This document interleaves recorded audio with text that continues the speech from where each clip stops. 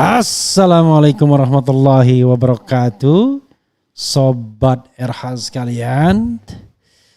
Ya, kita ambil satu video ya di mana Denny Indrayana terbongkar.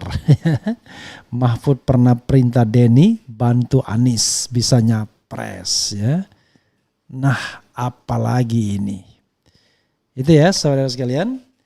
Dan saya memakai ini baju relawan Anies yang dikasihkan kepada saya. Apa namanya? Mas Anies ya. Ini NU Kultural ya yang mendukung Anies dan pernah ke sini beberapa waktu yang lalu. Sobat RH sekalian, ini menarik ya. Soal terbongkar Mahfud pernah perintah Denny bantu Anies bisa nyapres. Oke, coba kita bacakan dan kemudian kita akan ulas. Dari Melbourne, Denny Indrayana terus-menerus melontarkan peluru-peluru tajam. Nanti kita temui saja Denny Indrayana di Melbourne, insya Allah ya, insya Allah. Coba kita bacakan komentar ya. Kita bacakan dulu beritanya sebagaimana yang dimuat oleh kompas.com. Denny Indrayana ngaku diminta Mahfud MD bantu Anies Baswedan jadi capres agar demokrasi lebih sehat.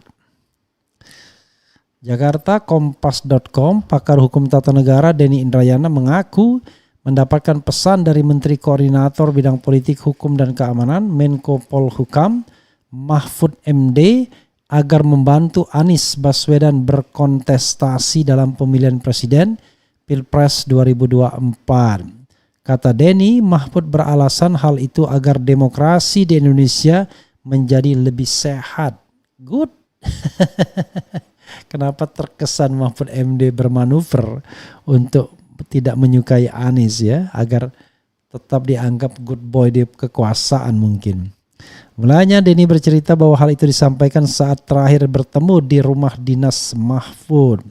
Jadi pertemuan terakhir saya dengan beliau itu, salah satu pesan Pak Mahfud itu semacam ini. Mas Denny, tolong bantu Anies Baswedan untuk jadi calon presiden supaya demokrasi kita lebih sehat. Saya bilang, oh ini ada apa ini? Hahaha, kata Denny sembari tertawa dalam acara Gaspol kompas.com yang dikutip hari ini ya.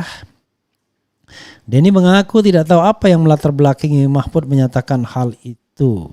Dia pun enggan menduga-duga apakah Mahfud memiliki maksud politis di balik pernyataan itu. Namun yang pasti kata Denny, Mahfud membahasakan hal itu sebagai perintah. Pak Mahfud pada saat terakhir bertemu dengan saya itu minta tolong dan bahasa beliau memerintahkan, jadi saya terakhir ketemu, jelas dia. Denny mengaku kerap meminta bertemu dengan Mahfud ketika pulang ke Jakarta.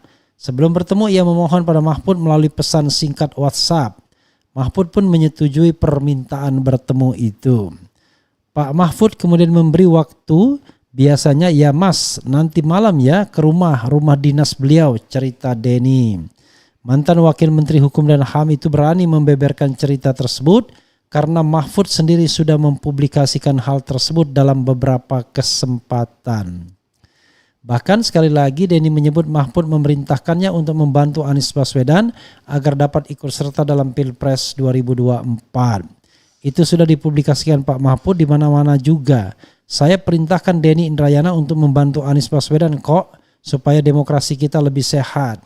Kata beliau, jadi saya bisa bicara ini karena memang beliau juga sudah bicara hal ini di beberapa tempat gitu, pungkas dia. Ada yang salah? Enggak ada rasanya ya. Justru kita harus membantu negara ini agar demokrasi kita berkembang secara baik. Tidak menjadi demokrasi yang dibajak oleh petualang-petualang politik yang hanya ingin memenangkan pertarungan tapi tidak ingin bertarung. Gitu ya Sobat RH sekalian. Dan terlepas motif Mahfud seperti apa ngomong sama Denny seperti ini. Misalnya dia berharap bahwa makin banyak calon maka slot cawapres makin banyak. Itu soal lain ya sah-sah saja, walaupun terkesan tidak ada ideologinya, tetapi ya sah-sah saja. Karena Mahfud adalah calon wakil presiden yang fit dimanapun. Dipasangkan ke Prabowo baik, dipasangkan ke Ganjar oke, dipasangkan ke Anies Baswedan ya nggak apa-apa.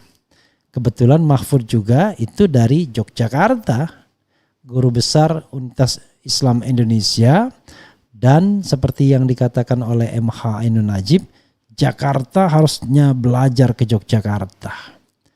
Dan ternyata yang di Yogyakarta itu ada Anies Baswedan, ada Mahfud MD, ada Ganjar Pranowo.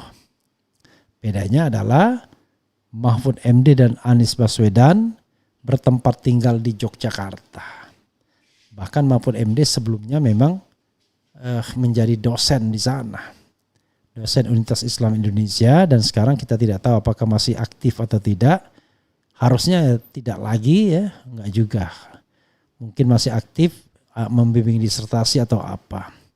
Karena yang saya lihat dia termasuk masih apa enggak ya, enggak tahu, ketua asosiasi pengajar hukum tata negara dan hukum administrasi negara.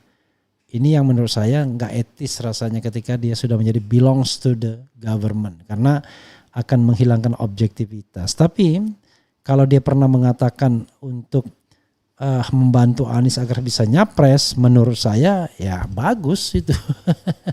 Artinya Mahfud MD tahu betul bahwa kalau seandainya cuma 2 calon saja dan Anies digagalkan, barangkali sebagai Menko Polhukam dia sudah membaca nih bakal chaos. Karena itu bahasanya adalah meminta atau memerintahkan. Sobat semuanya, Denny Indrayana lagi-lagi melontarkan peluru dari Melbourne ya. From Melbourne, kota yang konon katanya salah satu yang paling well organized, yang paling comfortable, yang bikin nyaman selain Vancouver, Kanada ya, itu adalah Melbourne. Karena salah satunya adalah transportasinya yang baik. And then unfortunately saya tidak pernah ke sana ya. Saya hanya kalau di Australia baru ke Sydney, kemudian ke Brisbane, dan kemudian ke Perth. Ke Melbourne unfortunately belum ya. Doakan saja sahabat sekalian bisa ke sana. Pak Mahfud ketika menjadi Menko Polhukam di era kedua presidential office-nya Pak Jokowi ini, sebenarnya dia agak ketinggalan dalam racing capres-cawapres. Orang tidak menyebutnya lagi sebagai seorang calon presiden. Bahkan cawapres pun tidak. Oke. Dia lost sama sekali dari perdebatan capres-cawapres. Tiba-tiba dia bongkar itu 349T. Disitulah namanya naik. Kemudian dilakukan manuver-manuver yang membuat namanya berada di pusaran pro dan kontra. Banyak yang pro, yang kontra juga banyak. Tetapi dia masuk lagi pada slotting kandidasi capres-cawapres. Nah, menurut saya itulah langkah-langkah kuda yang dilakukan oleh Prof. Mahfud untuk tetap dipertimbangkan dan diperhitungkan sebagai elit politik untuk menjadi pemimpin negeri ini. Sampai situ saja yang saya bisa pahami. Yang lainnya rasanya perlu pembacaan yang lebih hati-hati lagi, yang lebih clear, lebih terang lensanya untuk melihat Prof. Mahfud MD. Apakah dia bagian dari upaya bangsa ini untuk perbaikan, ataukah justru sekedar bumper dari pemerintahan hari ini untuk melakukan legitimasi atas segala kekurangan-kekurangan yang terjadi, termasuk misalnya dugaan pelanggaran oleh negara dalam kasus KM50. Wallahu alam ya. Kita lihat saja selanjutnya ya. Dan mudah-mudahan semuanya berakhir dengan baik, husnul khatimah. Wassalamualaikum warahmatullahi wabarakatuh. Ciao.